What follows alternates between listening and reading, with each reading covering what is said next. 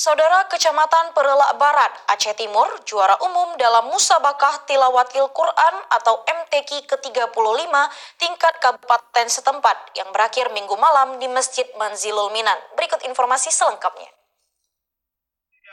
Musabakah Tilawatil Quran MTQ ke-35 tingkat Kabupaten Aceh Timur resmi ditutup oleh Wakil Bupati Aceh Timur, Syahrul bin Syamaun, keluar sebagai juara umum Kecamatan Perlak.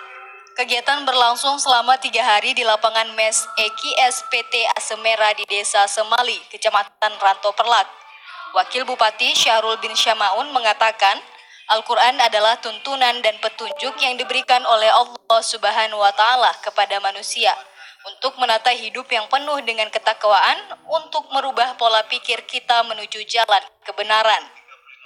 Demikian disampaikan Wakil Bupati Aceh Timur, Syahrul bin Syamaun dalam sambutan dan arahannya pada penutupan MTQ ke-35, Rabu 19 Desember 2018 malam. Ia berharap ke depannya agar kegiatan seperti ini bisa terlaksana kembali dan masyarakat diminta agar bisa mendidik anaknya agar bisa meraih kemenangan di tahun akan datang. Dari Aceh Timur, Said Maulana, TVRI melaporkan.